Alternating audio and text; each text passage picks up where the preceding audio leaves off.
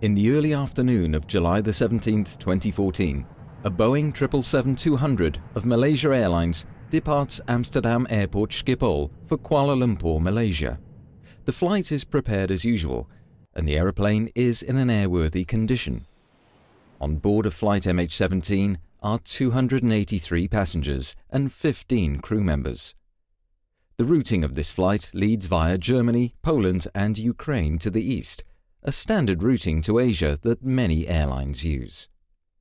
Flight MH17 enters Ukrainian airspace at an altitude of 33,000 feet, following airway Lima 980. The crew diverts a short distance to the north to avoid some thunderstorms when returning to the airway in the eastern part of Ukrainian airspace.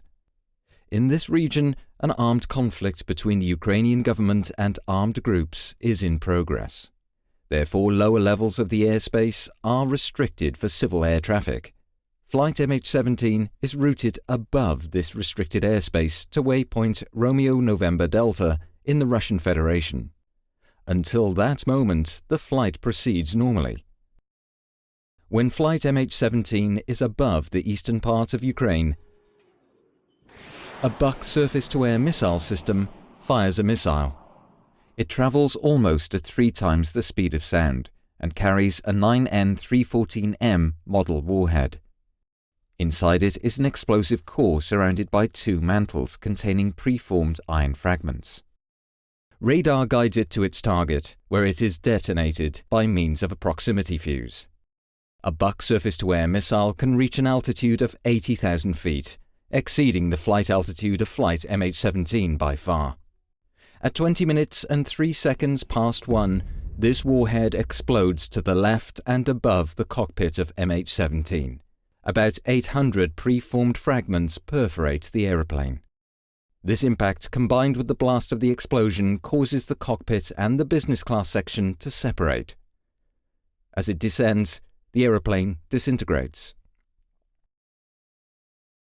This film shows the international investigation into this crash, conducted by the Dutch Safety Board.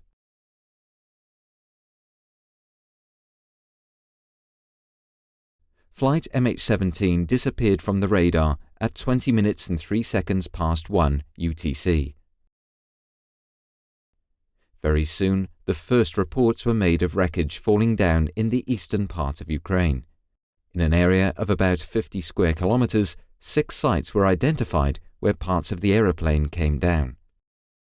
Wreckage of the cockpit and the forward section of the aeroplane crashed at the sites near Rozipna and Petropavlivka.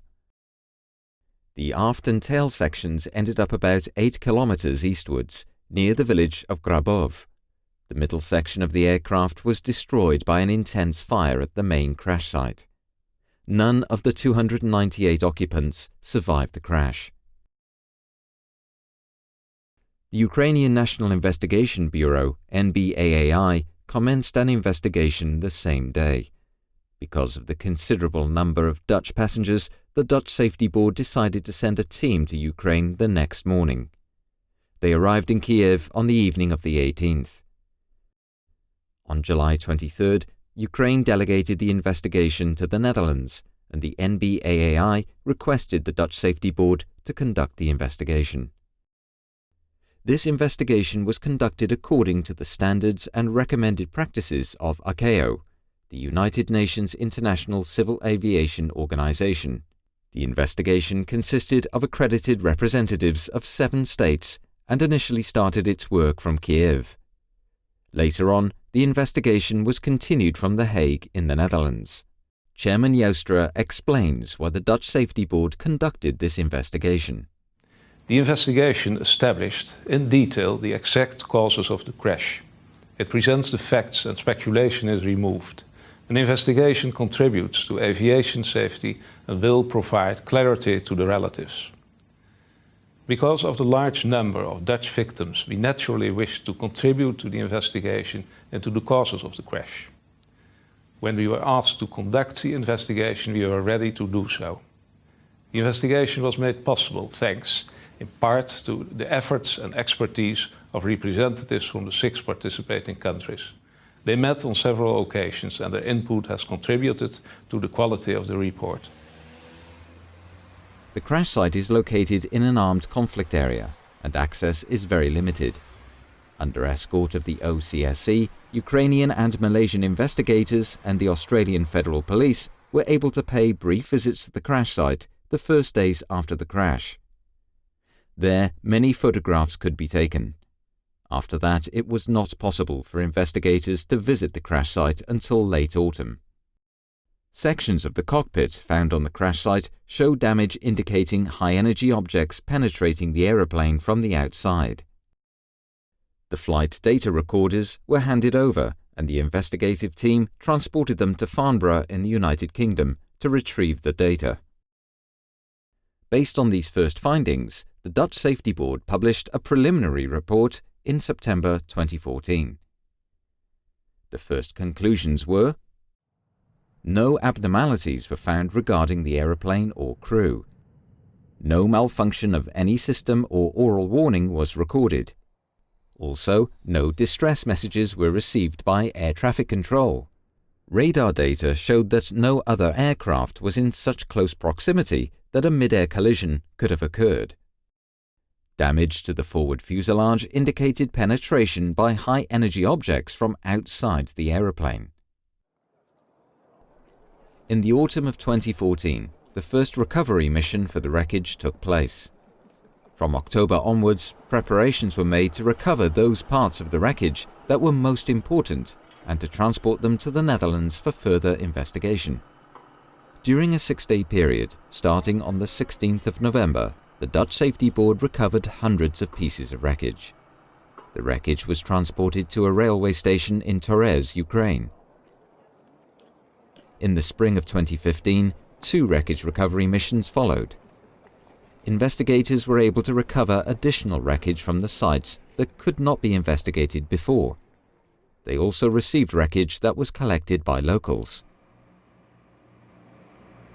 The first convoy of wreckage arrived in the Netherlands at the Gilse Ryan Air Force Base on the 9th of December 2014. Over the following months, more convoys of wreckage were transported to Gilse Ryan. Upon arrival, all wreckage was sorted, tagged, photographed in front of a green screen, and forensically examined. In a hangar, pieces of the aeroplane were laid out for investigation. All wreckage pieces were examined for failure mechanisms, damage patterns, and traces of external objects that could have hit the aeroplane. The investigation of the wreckage led to further evidence of a surface-to-air missile being the cause of the crash of flight MH17. A number of other scenarios, such as internal explosions, gunfire, or air-to-air missiles, were excluded. Based on the photographs of the wreckage, a 2-dimensional reconstruction was made to identify the position of wreckage on the aeroplane's grid. The major fractures were determined on the basis of the wreckage, the photo reconstruction, as well as the location where each part was found. At Gilse Ryan Air Force Base, the Dutch Safety Board made a 3-dimensional reconstruction of the forward section of the aeroplane. First, a frame matching the model of a Boeing 777-200 was built. Over a period of 3 months, the cockpit and the forward part of the business class were reconstructed. The parts were moved to their exact position and fixed in place. This reconstruction was made to validate and visualize the results of the investigation. It shows the overall picture and places various parts and damages in their context. Looking at the reconstruction, the impact pattern made by the high-energy objects is clearly visible. The reconstruction also demonstrates the effects of the impact and shows the marks where the cockpit was torn from the rest of the fuselage. The high-energy objects that perforated the aeroplane were also found in the bodies of 3 crew members seated in the cockpit. The preformed fragments have distinctive shapes, cubic and bow tie shaped, and were made of a ferrous metal. Some fragments had traces of aluminium and glass on them, proving that they had perforated the aeroplane from the outside. The 2 left windows of the cockpit particularly show perforation by preformed fragments. Many traces of explosives were found on pieces of wreckage. Also, certain traces of paint were found that match paint on parts of a missile that were recovered from the crash site and missile fragments found in the cockpit and the left wing. The retrieved fragments and traces of paint point to a missile carrying a specific type of warhead and launched by a Buck surface-to-air missile system. During the investigation, a number of computer simulations were conducted. These support the surface-to-air missile scenario. The detonation of a 9N314M model warhead was simulated to calculate a point of detonation as well as the damage that could be expected. The warhead exploded on a location in space less than 1 cubic meter to the left of and above the cockpit, spraying its fragments in a characteristic radial circular pattern originating from the missile. These patterns match the damage found on the reconstructed forward section of the fuselage. Further proof of the detonation position was found in the last milliseconds of the cockpit voice recorder. This contained recordings of 3 crew microphones and an overhead microphone in the cockpit on separate channels. During the final milliseconds, these microphones recorded a sound peak. Based on the difference in timing of the recordings of the sound peak on these 4 microphones, a direction could be calculated. Based on the investigation into the detonation of the warhead and the characteristics of both the Boeing 777 and the Buck surface-to-air missile, its possible flight paths were simulated. The calculated area from which the missile was launched measures about 320 square kilometers and is situated in the eastern part of Ukraine. Further forensic research is required to determine the launch location. Such work falls outside the mandate of the Dutch Safety Board. The investigation demonstrated that the aeroplane flew at an altitude of 33,000 feet, which is to say 10.1 kilometers. No abnormalities regarding the aeroplane or crew were found. The flight proceeded normally, and no malfunctions of any system or oral warnings were recorded. Also, no distress messages were received by air traffic control. Both flight recorders stopped abruptly at 13:20:03, and from that time, the flight crew of MH17 did not respond to air traffic control messages. Flight MH17 disappeared from the radar. The aeroplane was perforated by hundreds of high-energy objects shaped like cubes and bow ties. Many fragments were found in the bodies of the crew seated in the cockpit. Some of them had a bow tie or cubic shape.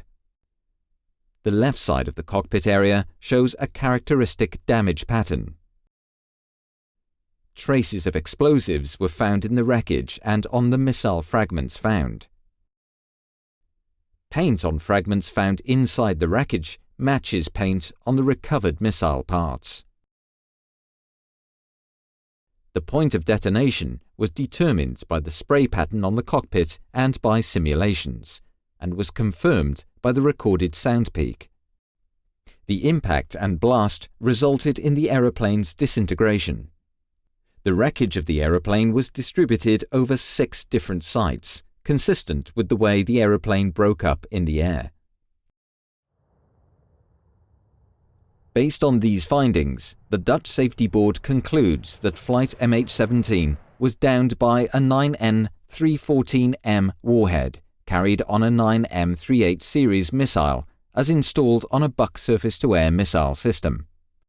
Other scenarios were investigated and excluded. No other scenario can explain this combination of factors. The findings are conclusive and support each other based on multiple sources. To that end, we have been able to draw well-supported conclusions about the flight and the causes of the crash. The investigation of the wreckage has demonstrated that the aircraft was perforated at high speed by fragments coming from a specific location to the left and above the cockpit. There were indications of this early in the investigation, but the wreckage turned out to be important for verifying and further substantiating those indications. Immediately after the crash of MH17, the question rose how it was possible that a scheduled commercial airliner flew over an area that was known to be a conflict zone. The armed conflict in Ukraine progressively expanded to the air, and several military aircraft had been shot down in the previous weeks. According to Ukrainian authorities, 2 of these aircraft were hit by more powerful weapons that reached higher than before, but none of the parties involved made any connection between the military developments and the possible risks posed to civil aviation. On June 6, 2014, a Notice to Airmen, or NOTAM, was issued by Ukraine to restrict the airspace over the eastern part of Ukraine up to flight level 260. This was done to protect military aircraft from ground attacks and to let them fly at a higher level. On July 14th, the restriction was raised to flight level 320. Airlines assumed that the unrestricted airspace above this level was safe. Most commercial airlines continued their flights over the region. On July the 17th, until the airspace was closed, 160 commercial flights passed through this area. 3 other airliners were in close proximity of MH17 when it disappeared from the radar screens. All over the world there are areas where an armed conflict takes place while the airspace above those areas remain unrestricted.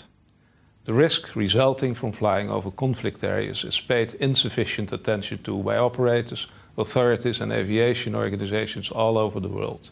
This needs to change. Ukraine had sufficient information to close the airspace to civil aviation prior to July 17.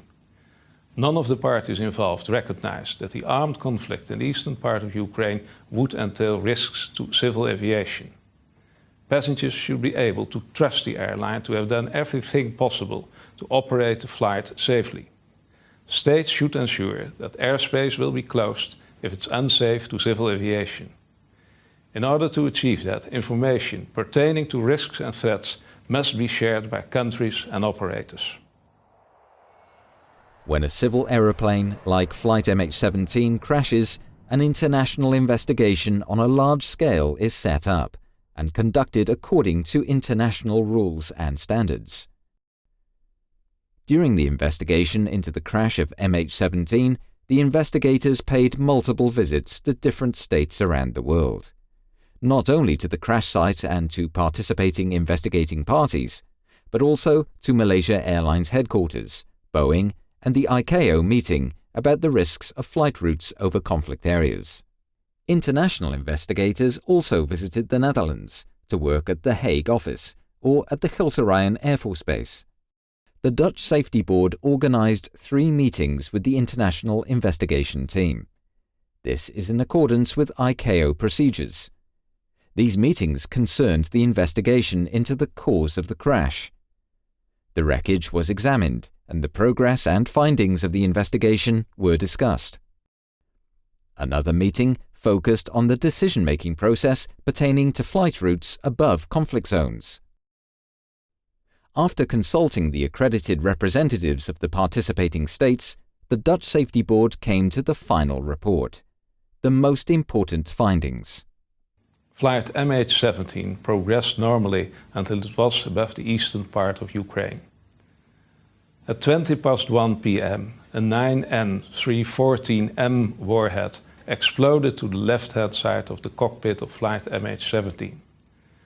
The missile was fired from a Buk surface-to-air missile system. The impact killed 3 people in the cockpit and caused structural damage to the forward section of the aeroplane, causing it to break up in the air. All 298 occupants lost their lives.